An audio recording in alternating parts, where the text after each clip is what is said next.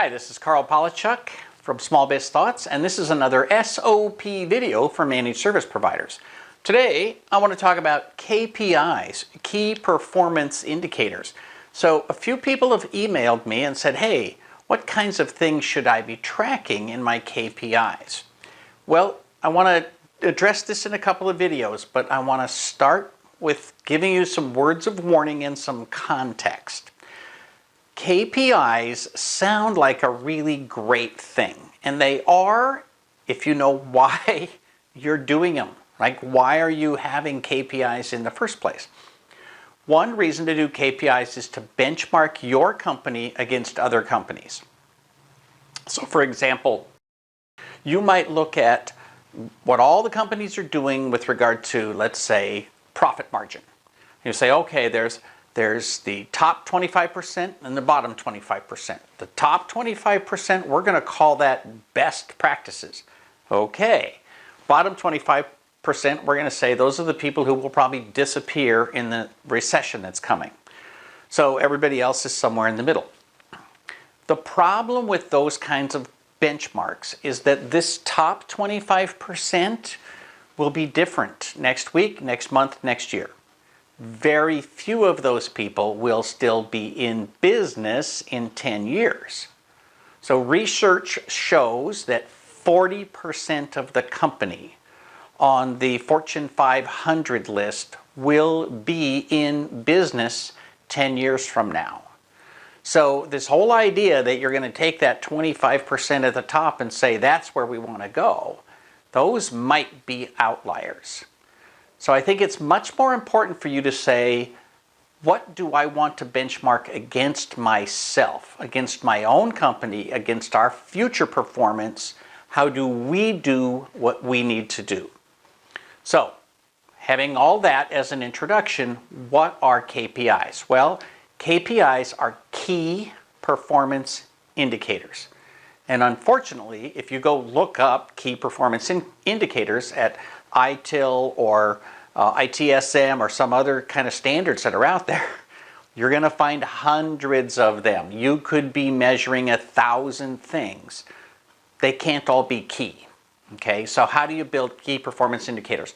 Well, thing number one is you have to start with why you're doing any of this. And that is, you have to look at what is your vision. So when you look at your vision, you have to think about, what do you want your company to do, right? When you say, what's the vision for my company? Many people say, oh, I hate this conversation. I don't care about vision and mission and values and all of that discussion. And so they turn it into a mental exercise, and they never do it in the real world. And the result is they don't have a clear vision of why their company exists or where they're going.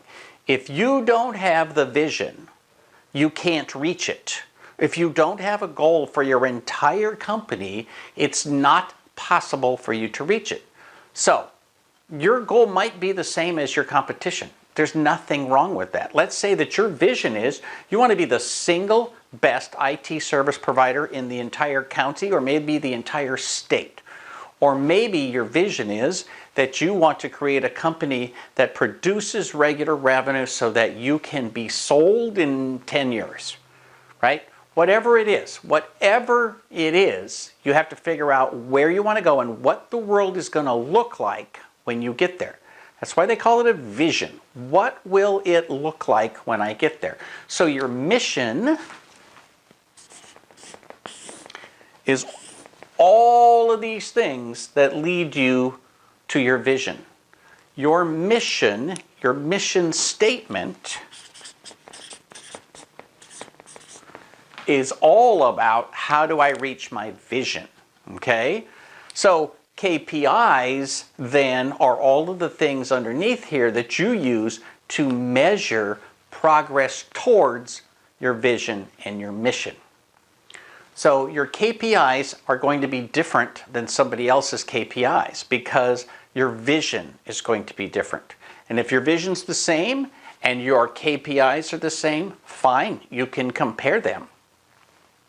But for example, one IT company might say, I want to have the absolute best customer service.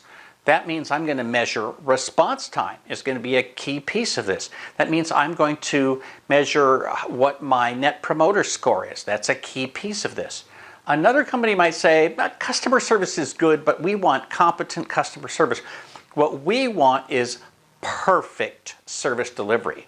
We want to be able to make sure that we answer as many calls as possible on the first call. We want to make sure that we get as many things as possible solved without escalating to tier 2. We want to make sure that everybody who answers the phone has a certain level of ability.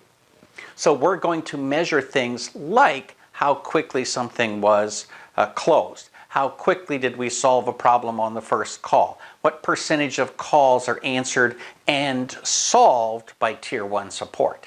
Right? So you're going to measure different things depending on what your goals are and what your purpose and what your vision is. So one company that focuses on customer service and does well with tech support is going to move in one direction. The company that focuses on tech support and does okay on customer service is going to move in a different direction.